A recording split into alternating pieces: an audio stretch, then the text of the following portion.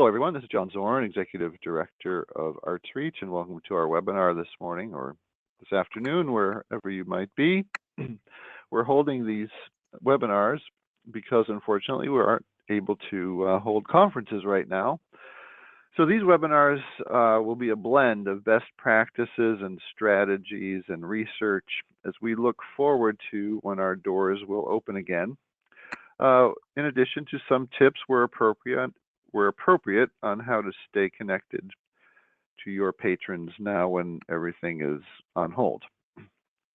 Unfortunately, there is no panacea to solve the current situation, but there is a lot we can do to get ready for when our campaigns will be in full swing again. So, from the comfort of your own home office, please sit back and enjoy this webinar led by Zani Voss. She's the director of SMU DataArts. So take it away, Zani. Thank you, John, and thanks everyone for attending today.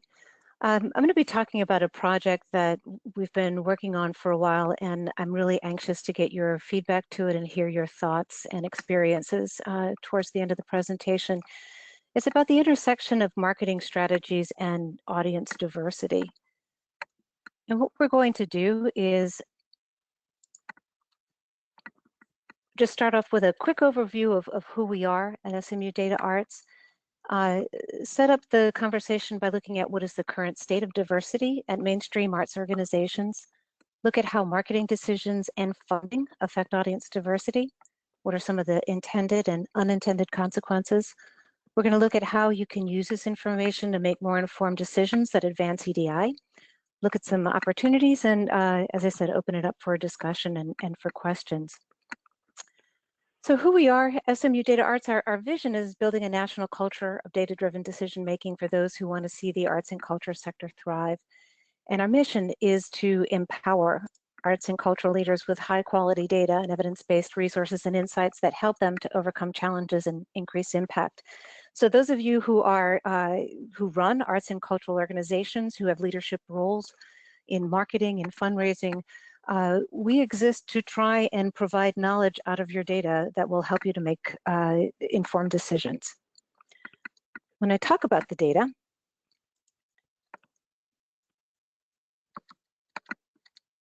what we are looking at is, for this question, it's about the fact that we live in a time of political, social, and economic polarization.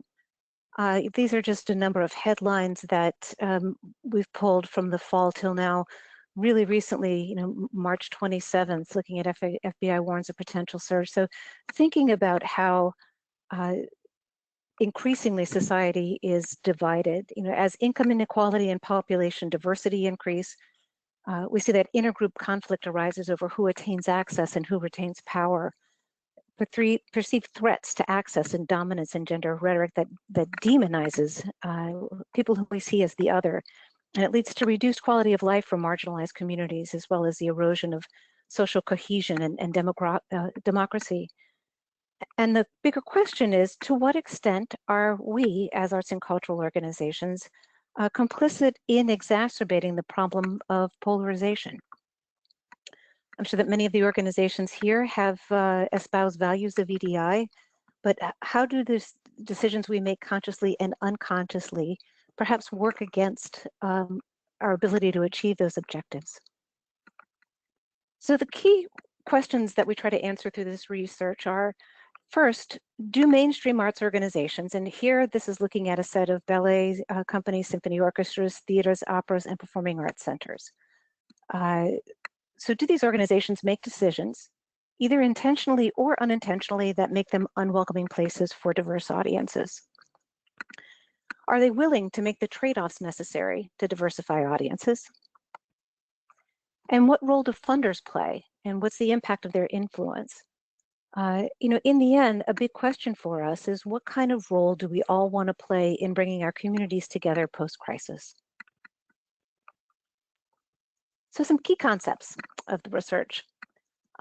It's an underlying concept that a better world is one in which shared cultural experiences attenuate negative perceptions of others. They unite spatially and socially divided citizens and facilitate access to a better quality of life for everyone in the community. This is coming from UNESCO. It's how do we bring people of diverse backgrounds, politics, economic situation together.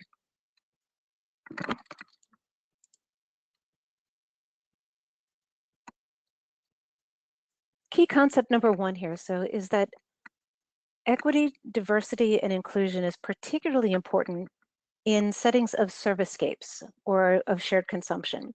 So performing arts, museums, when we bring people together to jointly consume arts and culture, to jointly experience, to witness, that's when EDI is particularly important. We don't have the kinds of offerings typically that people are able to stay at home and consume.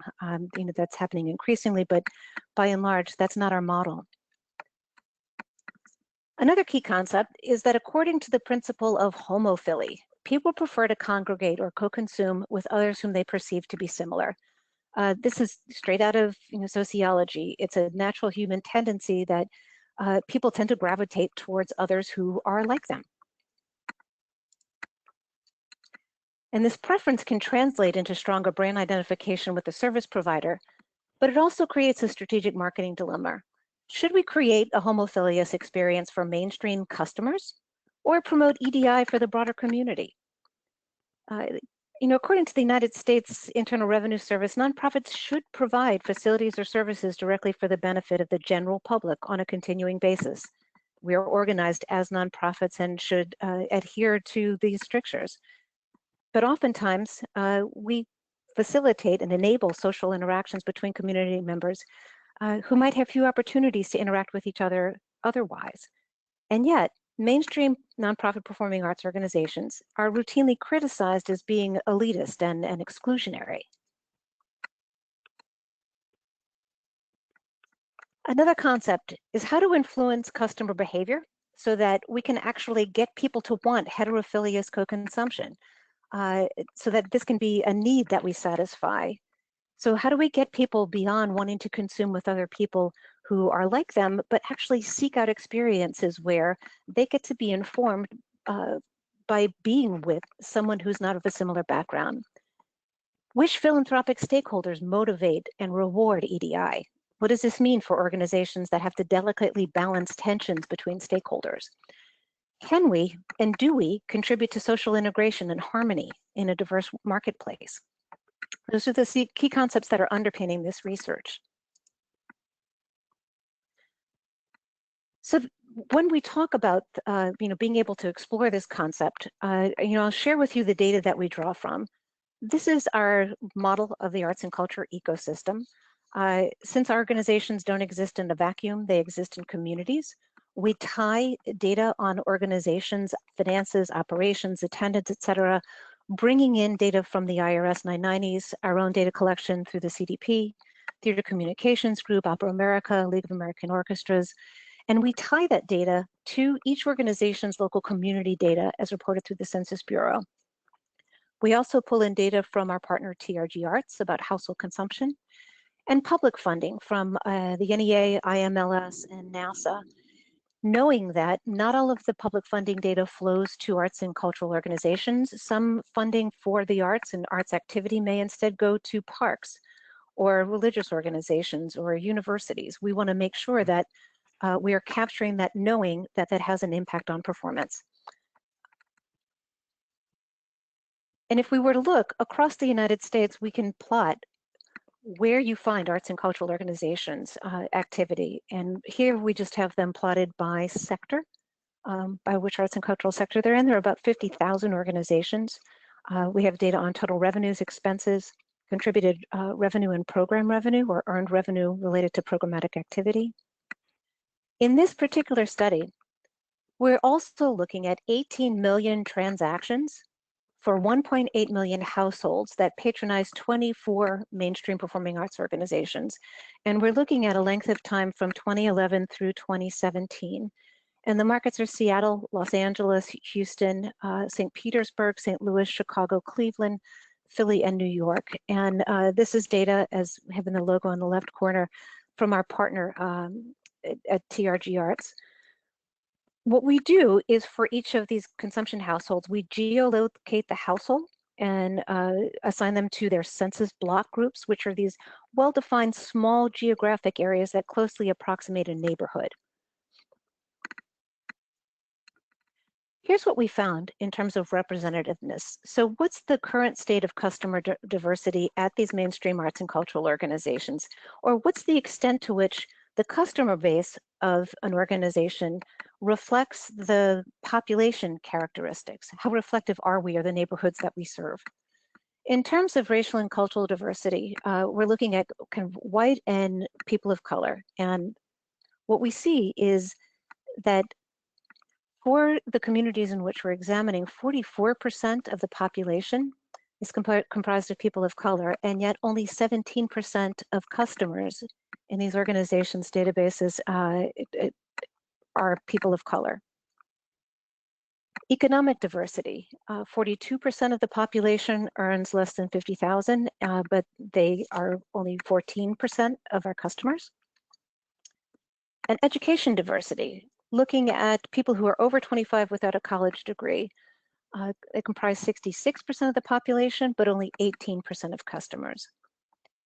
You know, if we wanted to look at a representativeness percentage, we simply take the percent of customers divided by the total population with those characteristics. So, you know, in terms of racial and cultural diversity, there's about a 39% representativeness of the community. For education, it's 27%.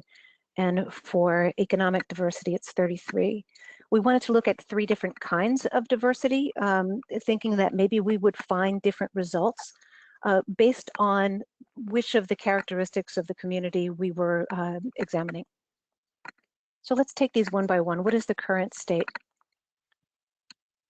For racial cultural diversity, we find that racially diverse populations and customers generally live closer to these organizations. It's not to say they exclusively, but they generally live closer to these organizations. White populations and customers tend to live a bit further away. So you can think of this as an arts organization located in a downtown area where there are suburbs that are a little bit further away, where there's a higher proportion of census tracts that have that are white rather than people of color. The higher the percentage of people of color in a neighborhood, the less likely it is that someone from that neighborhood will attend one of these mainstream organizations. When you factor in distance, distance makes attendance from people of color even less likely. And again, these are findings that we have come away with by looking at the data. This is the data telling us what's going on in these organizations. For economic diversity, we see that less wealthy populations and customers generally live closer to these arts organizations. Wealthier populations and customers tend to live further away. Education diversity. Populations and customers with lower education levels are generally located farther away. And purely working class or neighborhoods are the most likely to have 0 or near 0 transactions at these mainstream performing arts organizations. This means that there's lower overall likelihood of attendance by working class households. But when they decide to attend, they generally have no choice but to travel longer distances to get to the performing arts organizations. It suggests that organizations in this sample likely target low-income, racially diverse neighborhoods more aggressively than white working class neighborhoods. So the overall inference is that these nonprofit organizations are underserving racially and economically diverse nearby populations, as well as less educated, more distant populations. So let's look what's going on as to whether this varies by arts and cultural sector and what's been happening over time. So if we look at average representativeness indices for people of color, so this is that kind of penetration percentage that I had shown before. Here we see that all arts and cultural sectors studied, except for performing arts centers, actually increased the level of representativeness of racial or ethnic diversity over time. And opera consistently had the most representative audiences and ballet least. When we look at the income diversity, we see that all sectors actually decreased income diversity representativeness over time. Theater consistently had the most representative audiences and opera least. And in terms of education, we see all sectors except for symphonies had slightly lower education diversity over time. Theaters consistently had the most representative audiences and opera least. So we get a sense that over time, these arts and cultural organizations are increasingly paying attention to diversifying their audiences in terms of racial and ethnic diversity, less so paying attention for income diversity and education diversity. So what is it that we can actually do to influence audience diversity? Assuming we believe that being able to bring down polarization in society is a good thing, and we want to diversify and bring together audiences, what's within our control? So I think about this terrific model from Rand, looking at the aesthetic experience. So what are the factors, individuals and organizations that are the supply of arts and culture? What are the individuals and organizations that increase demand for engaging with works of art? Discuss the arts, mentor the arts, educate the arts. How do we stimulate demand? And between those two is where the aesthetic experience happens. And that's really where access occurs. So it's not, it's saying that assuming someone has demand for the arts, what are the barriers that they may encounter to engaging with it? How can we help to increase access? We can also think about this in terms of marketing. And if you look at McKenna, this says, well, marketing is everything. We'd like to think perhaps as marketing directors that marketing really is everything. But we also have to think about realistically, what is within our power to control? And so public organizations dedicated to the country's cultural well-being should consider these three objectives in pursuing their missions: expand supply by increasing the production of high-quality art, expanding access by creating more opportunities for people to encounter the works, and expand demand. Marketing tends to address two issues, the two on the right rather than supply. As marketing directors, generally speaking, we don't get a whole lot of say into what gets produced, presented, exhibited, but we do have input into access and demand. So let's take a look. With respect to demand, marketing programs and communications, so marketing program decisions, are looking at how do you stimulate demand for experiences that embrace diversity? How do you reduce anxiety about interacting with others? Thinking about the idea of stimulating demand, but for whom? Who are we trying to stimulate demand for within our communities? Where do we focus attention? In terms of access, as marketers, we look at pricing decisions and place decisions. Where do we locate programming? These are intended to improve the lives of segments of society that typically lack equitable access to services, as well as create opportunities for social interaction between diverse groups that can increase social capital. So this is setting up the study, and I'm going to share it with you now at a top level what we found, and then I'd like to pose some questions. With respect to location diversity, so what is the diversity of the organization's immediate neighborhood, or this idea of place? Here, we saw a positive effect on all three kinds of diversity. So venues that are located in racially diverse neighborhoods attract more people of color, but fewer white customers and fewer customers overall. Customers evidently feel more comfortable attending performing arts venues in neighborhoods that reflect their racial and socioeconomic characteristics. Number of packages offered. So offering more differentiated packages and investing relatively more in programming has positive effects on all three kinds of diversity. And in terms of the packages offered, here we're really thinking about, the notion that can you customize packages in terms of pricing, promotion, et cetera, that's really targeting diverse customers, attracting people who have not been coming to your organization perhaps before. And the number of packages offered has an impact across the board. Organizations that spend more in advertising tend to have more diverse audiences. And perhaps this is a bit of just evidence that increased investments in advertising lead to greater diversity across the board. Price. The higher the price, the less diversity. Negative effects on all three kinds of diversity. The strongest effects were on income, which isn't too surprising. The weakest effects were on racial diversity, but all three of them played a role.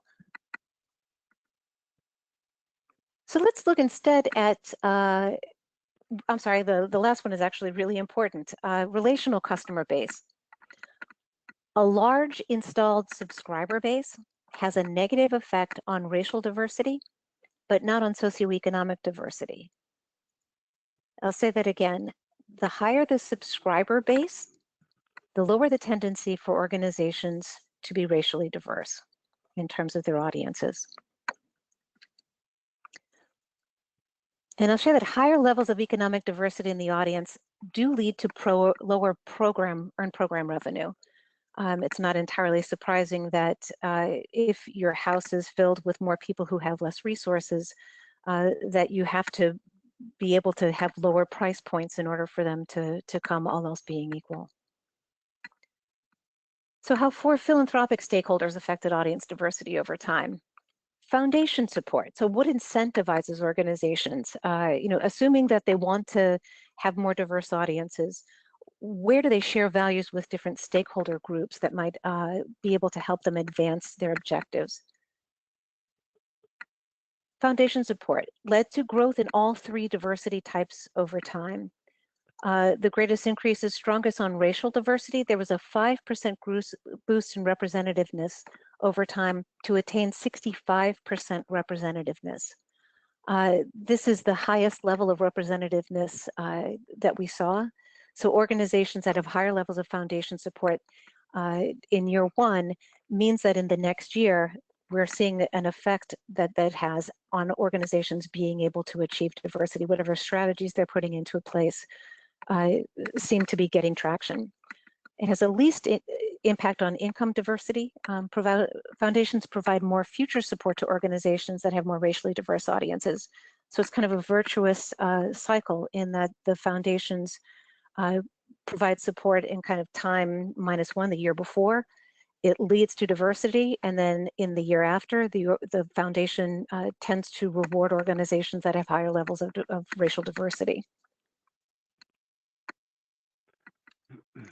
Individual support. We see higher levels of individual philanthropy led to greater levels of higher racial and education diversity, and to a lesser extent, income diversity. So individuals support, there is some evidence here that they actually are supportive of the organization, increasing the level of diversity. Government support. Interestingly, it strongly drives growth in representatives by lower income and lower education members of the community, but it doesn't stimulate an increase in attendance by people of color. This could be that government funding is not going towards these mainstream organizations to incentivize diversity. Instead, the government could very well be granting funds to culturally specific organizations that are already doing work in this area. We'd have to examine that further to be certain, but looking at the findings, that's certainly a possibility. Corporate support. Higher levels of corporate philanthropy led to less income and education diversity. So if we look at organizations that have higher levels, it had no effect on racial diversity with higher corporate support, but it did lead to less income and education diversity over time.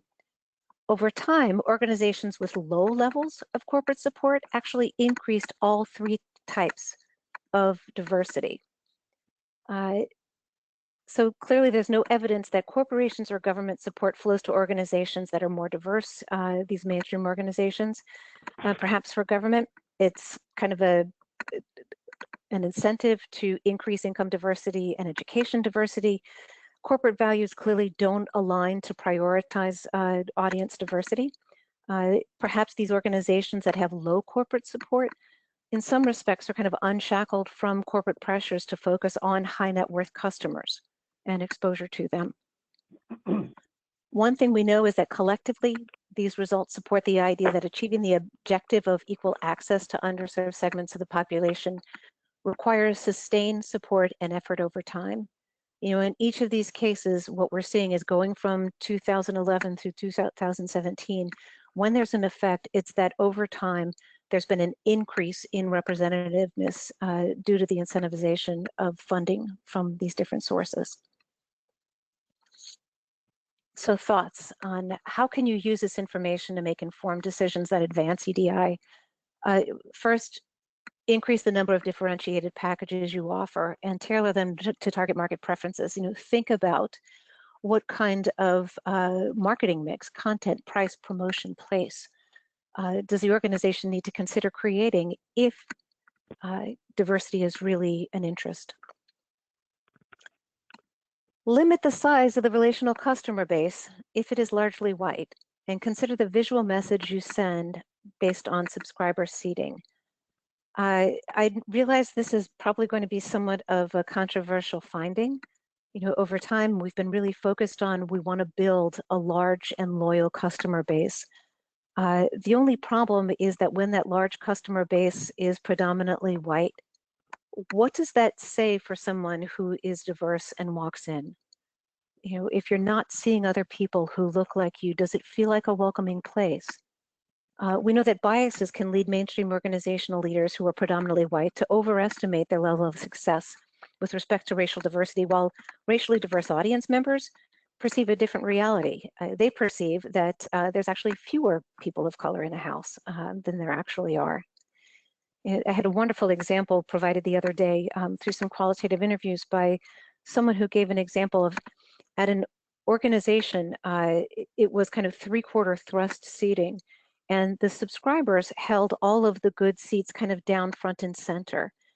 There was an effort underway to try and increase diversity by working with a number of different social service organizations, and in the process, they increased income and racial diversity and wanted to give good seats, so they put them in the best available seats, which happened to be right behind all of the subscribers.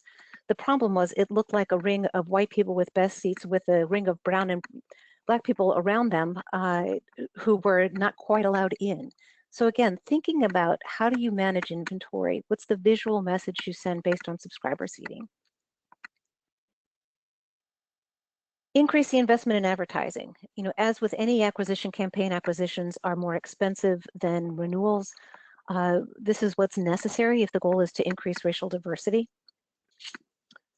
And engage in honest discussions internally about whether your organization perpetuates homophilous tendencies. Seek foundation and individual support for all EDI initiatives, government support for income and education initiatives. Corporate support seems to work against EDI.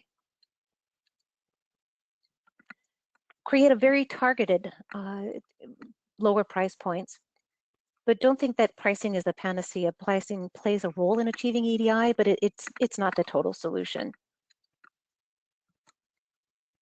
And importantly, consider locating programming in the target community. It'll increase selection and audience socioeconomic diversity, but understand there's a trade-off. Be willing to accept lower sales if income diversity is a goal. And so, you know, frequently we are saying, well, that's great. Where do I know, where should I consider launching programming? How do I know where in my community different people are located? I'm going to share with you just where's an opportunity. You know, a potential opportunity is with a tool that we are pilot testing and creating called an audience opportunity tool. And it's a program where you go in, tell us where you're located, what's your organization's size, sector, average ticket price. We locate you in the center of a map and then show you within a 30-mile radius not only what is the likelihood of purchase for every census tract, but what are the socioeconomic and other population characteristics of that neighborhood.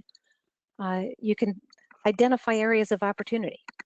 You know, for example, so here we had pilot tested the tool in Houston. This is an arts organization, a performing arts organization that's medium in budget size, average ticket price $10 to $30. And it's identified at census tract southeast of downtown, where, if the question is, where do we focus our efforts to do a better job of serving African American members of the community?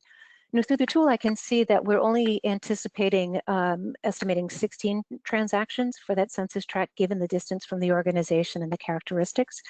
But it's also about 82% African American, so I can identify where people live. How can I use the tool to kind of model decisions? One thing I consider is, what if I changed the ticket price? What would a change in pricing strategy do to increase reach? Here it went from 16 to 21 transactions. By lowering the ticket price, targeting folks in this particular census tract to below $10. And then location, place. What if we went to them instead? If I can identify a venue location that's nearby, I can see very quickly and clearly how the estimated transactions there go up to 63. In part, it's a question of what's the extent that you're willing to change your marketing mix in order to reach people in your community who are currently underserved. One of the pilot test organizations in Dallas was Dallas Black Dance Theater. Zanetta True told us during the interviews following the pilot test that use of the tool helped their organization to increase season subscriptions by 20%.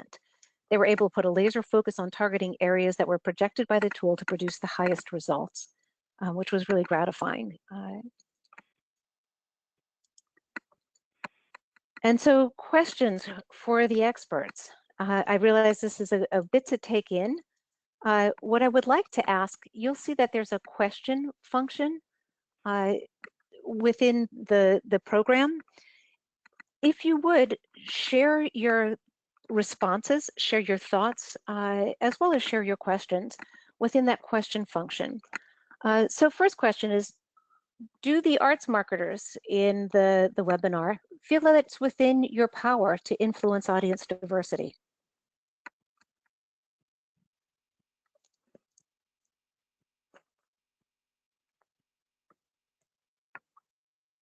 So I have one yes.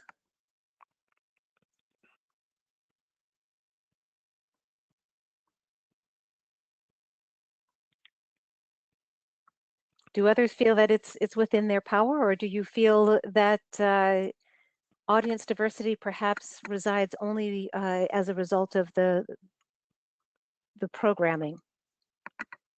Right, a couple of other yeses coming in. So I'm the ED of a small arts organization. I serve all functions within New York, so yes, mostly. It's great if you're in charge of both the programming as well as the marketing decisions. Terrific. So a partner with programming, they've had success. Not only about programming, but also about other actions we may take to increase diversity. Great. It's somewhat dependent on geography, programming, and capacity of the organization, most definitely. I'm going to move on to the next question. There's a series of them here. Is audience diversity a key objective that drives marketing decisions within your organization? Is it an organizational priority? And if it does drive marketing decisions, which decisions? Where does your organization focus attention? Is it, for example, in the realm of partnerships versus pricing versus changing in locations?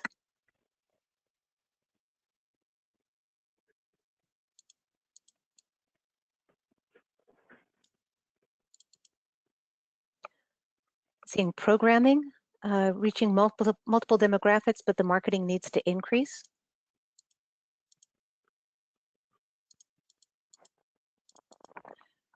Should marketing experts be aiming for a specific target breakdown of socioeconomic racial diversity? It's a great question. It's a question for each organization to ask for itself. It's not a should, it's, are you serving what your goal is? As nonprofit organizations, we're really charged to serving our entire community, to being accessible. What's the extent to which we are stimulating demand and meeting the needs of our community? Having the information about what the representativeness is It helps to kind of put a finger on the pulse of whether or not the organization is serving a more or less diverse part of its community.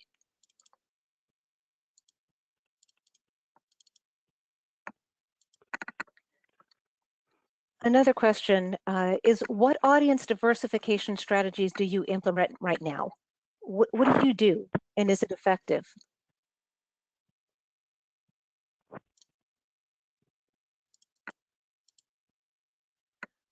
I have one response of, we're at a point where it's driving overall strategy, but we haven't been able to pinpoint how to market to the diverse audiences. I'm sure that's a sentiment shared by many.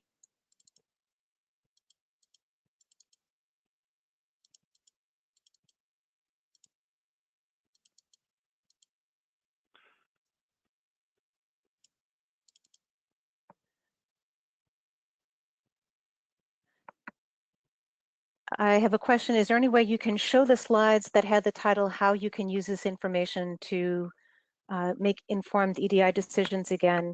Let me go back quickly and see if I can do that. So here's the first of these slides. Differentiated programs, thinking about limiting the size of the relational customer base. I can remember talking with an artistic director of a theater that intentionally limits the percentage of available capacity that's sold to subscribers, with the intent of wanting to be able to do more innovative work, wanting to do work that would attract a different audience, which I thought was a really kind of interesting approach. Investment in advertising, honest discussion about your organization's influence on perpetuating homophily. And here are the findings with respect to different types of support, looking at price points and locating programming in the target community. So looking at the idea of place.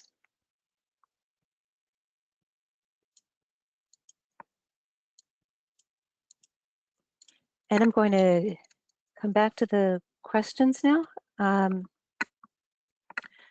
Are your audience diversification strategies supported by grants? And if the grants went away, would the EDI initiatives continue? I don't say that to be in any way smug or for this to have a negative impact. It's just a question of, has the impetus for diversification of audiences come from internal instincts to wanting to create places where diverse members of the community come together and are served by the programming, or within the organization, has there been some kind of motivation that first came from funding? Knowing that strategies all take resources, it's a question of what's the extent to which this is really a priority within the organization.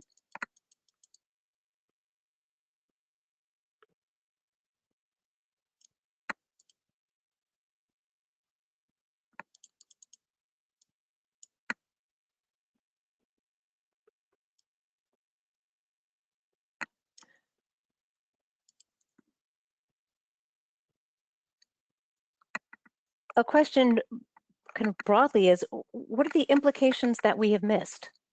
Are there implications that come to mind based on the findings that I shared that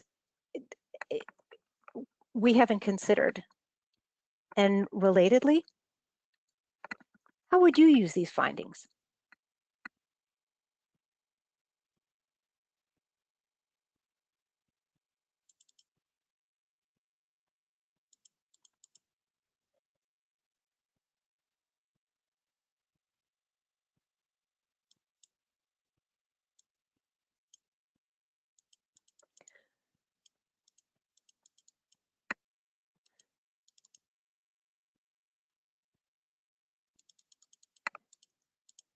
We would welcome any of the thoughts, reflections that you have after the webinar as well.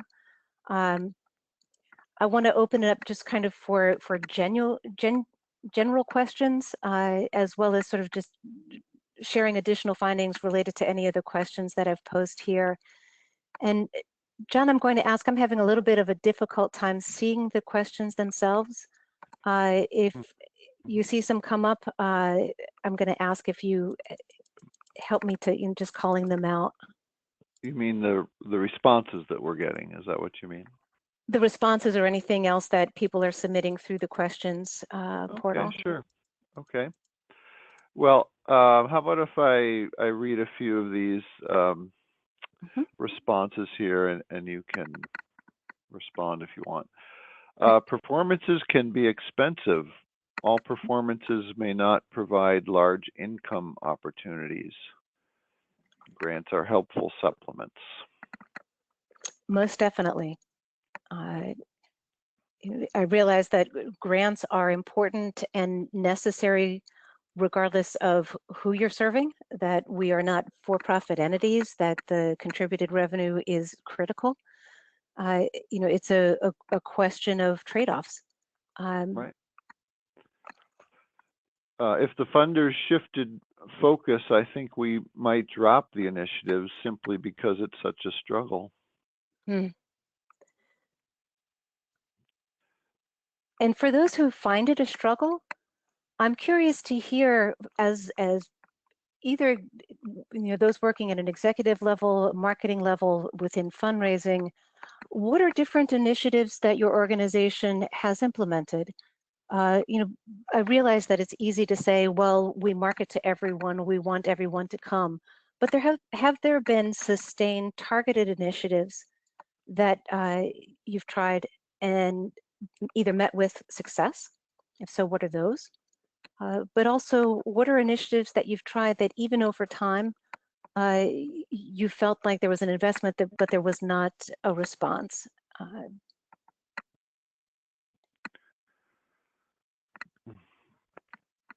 And we can, as people are considering that question, go on to others.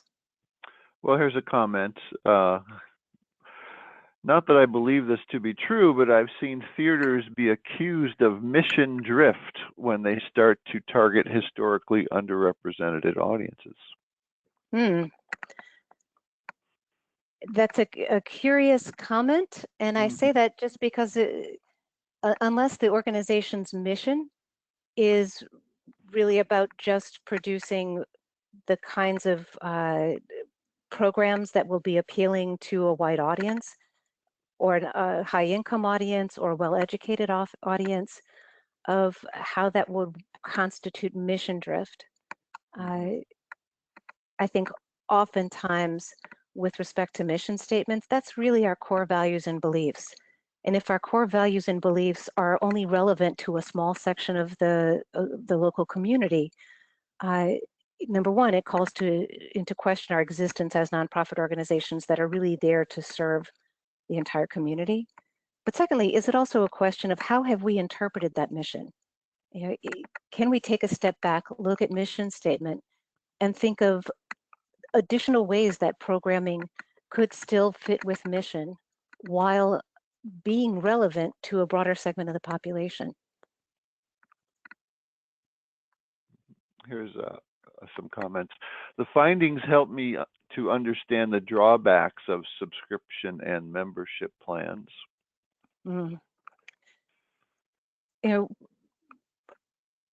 I can remember ages ago talking with someone who was an African-American artistic director at a really large theater.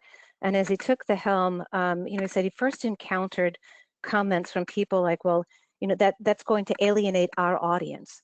And his response was, well, then we need to change who constitutes our audience. Sometimes with respect to diversification efforts, what we see is, there has to be an ability to open the doors and become welcoming places for people from a lot of different walks of life. If that means controlling inventory to some extent to allow for that to happen, until the point where the subscriber base is as diverse as perhaps a single ticket buyer base, when that moment comes. Again, it's a question of, is the organization prepared and able to weather a moment of transition before those trade-offs have actually paid off? How can marketers impact an organization's relationship with its funders? I'm sorry, so how can a marketing director impact the relationship with funders? Is that it? Yes, essentially. Okay. Perhaps not directly, in that typically funders are more in communication with fundraising staff or executive leadership. But within an organization, there's no reason why there can't be the connection made between struggles faced by the marketing department to achieve diversity can help to inform strategies that are proposed to funders. For there to be a way of making sure that the barriers, whether it be achieving it through access or through demand creation, from marketers can't be something that funders eventually hear, either through grant proposals or through development staff directly with individual donors. If diversity is something that is only espoused and lived within a marketing department and not throughout the organization, it's going to be really difficult for the organization to achieve any kind of diversity. Again, it's a question of, in the end, is it an organizational priority? And if so, will marketing have the support that it needs in order to put in place a program, knowing that none of us flips a switch and has audiences change from one day to the next. It takes an investment of time in relationship development, just like any kinds of relationships need time to develop. All right, here's a few couple of questions in the same vein, Zani. When it comes to representation, how important is it to target certain age groups? I think retired persons or children are often catered to, but what about students and young working adults? Okay, and now here's another sort of related comment. I always want to keep note that diversity is so much broader than many of the categories we tend to talk about. So I always would like to ask that disability is a topic of diversity that is often overlooked in these conversations about EDI topics, and just want to mention that. Okay, there you go. Thank you for both of the comments. Certainly, this study can be extended to looking at representativeness of those with disabilities or people of different age groups. We started out with these three, but this is a work in progress that can certainly be extended to other avenues, and perhaps we would see different findings. One of the most powerful things that I saw through the findings, in addition to looking at the extent to which having a large relational base tends to inhibit diversity, was the look over time at across the different arts and cultural sectors. The slide that had the graphs is clearly there are investments being made increasing racial diversity, but not income and education diversity. That says to me that income and education diversity have not been big priorities of these mainstream arts and cultural organizations, and or they have not been big priorities of the funders. We saw that with government, it was incentivizing income and education diversity, but we also know that government funding comprises a much lower percentage of overall budget for these arts and cultural organizations. So when we think about resource dependence, we're less dependent on government than we are on individual or foundation contributions. So there's a plethora, agreed, of different segments of society that have likely been historically underserved. Okay. Well, here's a comment along those lines. I also feel there's a lot of discussion about how important this work is, but rarely see actual ideas for implementation. I often feel funders are looking to us to come up with these ideas on our own, but we need guidance. I also feel funders don't take into account the capacity of small organizations to implement these things, i.e., invest more into advertising. Well, certainly resource constraints, organizational constraints are very real. And by no means do I mean to minimize them. Sometimes it's thinking about channels. You know, it's in order to reach different segments of the community, you need to meet people on their terms, simply meaning what are the different channels that people from that segment most frequent? Where do they get information from? What are grassroots efforts that can be implemented to try and get out in front of new communities and new audiences? There's none of this work is easy, and there's not a quick answer for how is it done. You know, through this research, we undertook it to really start looking at what are the things that organizations actually can do that could move the dial on diversity. You know, like all of you, I live in the US. I have increasingly felt polarization over the past couple of years. Political, economic, the demonizing of others. There's a lot of vitriol. It seems like finding a common place where people can come together for civil discourse and better understanding the vantage points of other people. I think never before in our history have we had a greater opportunity to play a role in creating less divided societies. Coming out of this crisis, I hope that's a role that we play. It's a question of, will we have the innovation of ideas that helps us to get there, or will we go quickly back to our old habits and continuing to simply serve the people that we've always served? I think there's a lot of work to be done from funders, from boards, from organizations, in getting out of the comfortable place of saying, this is our truth, this is the work that we do, we want everyone to come to see it, and to the place of getting to the truth of the people whom we have underrepresented. What needs do they have? What are preferences? What are access barriers? What stops demand? What are the things that we need to do and change in terms of messaging, location, pricing, sometimes programming, or ancillary activities, or ways to engage people? What are those missed opportunities? Some of that's going to vary by community, depending on what the community's characteristics are.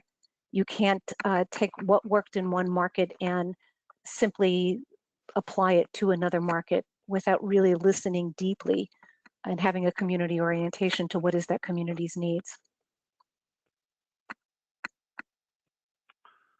Okay, we're getting a lot of very interesting comments. So Right. here's a new one. Okay. I don't think it'll be a shortage of time or ideas. I think our concern coming out of this crisis will be that we need to focus on revenue-driven projects since we're all facing so much financial loss right now. And important EDI missions will be put on hold. I would love to say in a Pollyanna world that that's not true, but I fear that whoever posed that comment, there's a lot of truth to it. And it's a shame, because we were in a polarized society going into the crisis. Coming out of it, we all need to survive. We want to survive. You know, it's a question of at what cost and for whom.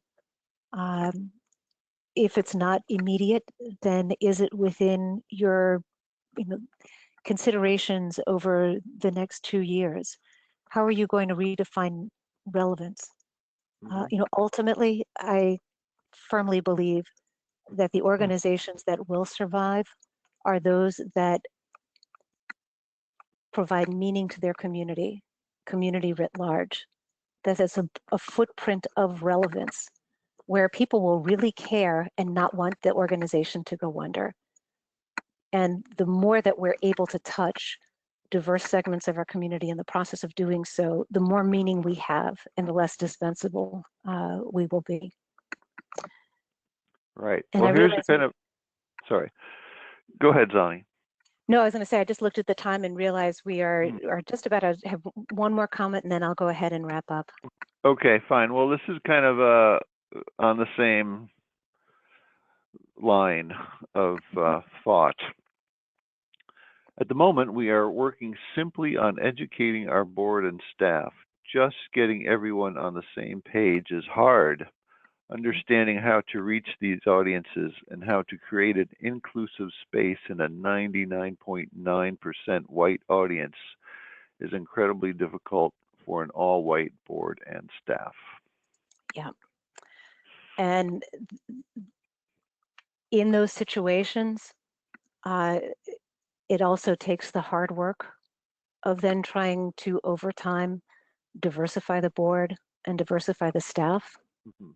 It's hard to put yourself in the seat of someone who doesn't look like anyone in the room if there's nobody in the room who shares a similar background. You know, are we as guilty of our own homophily internal to the organization as we are externally? Until there's diversity of accepting multiple viewpoints internally, it's going to be really, really difficult to try and put into place any kind of strategy that's going to get traction externally. If there's a huge disconnect between the organization and its makeup and the audience that it's trying to reach. People come in, you know, yes, there's board members. There's also box office workers and docents and ushers.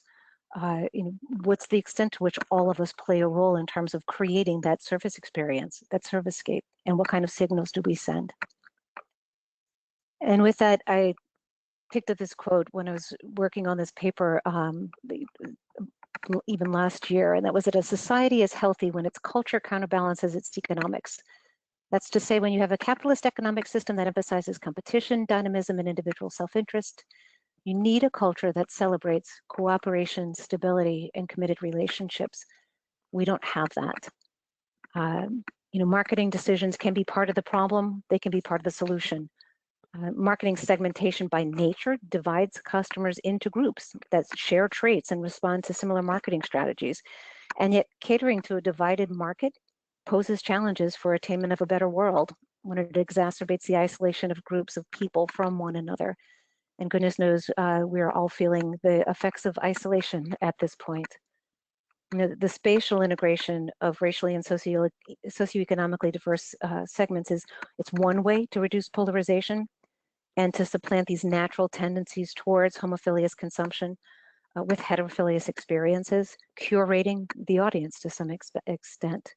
It suggests that, in this case, these performing arts organizations can provide an ideal test case for examining how can marketing contribute to social integration and harmony in a diverse marketplace, particularly since they involve culturally infused experiences that are consumed in an open social setting.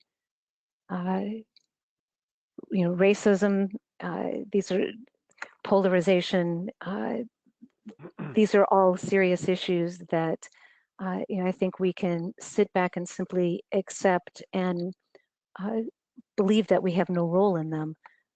I think it's also a question of what is the work that we're doing to try and counter them. Mm-hmm. And here you have my email address. You have ways to get in touch with us. We would more than welcome any additional thoughts, comments, feedback. I greatly appreciate the comments that you've offered so far. These will continue to inform this research project, and we intend to make it into a public white paper at some point once we feel like it's in a more finished state. Very good. I just want to mention that current members of ArtsReach will be receiving a recording of this webinar in your inbox soon. If you're unsure about your membership status, you can just send us an email at admin@artsreach.com and we'll take care of that for you. And stay tuned for more webinars to come. The next one up will be on Tuesday. Judy Haber talking about corporate partnerships. So Zani, tremendous today. Thank you so much for your hard work on this, and we're just thrilled to have you with us and raising these tough questions for us. So thanks a bunch. Thank you, John. Thanks everyone for coming. Okay. We'll see you next time. Bye-bye.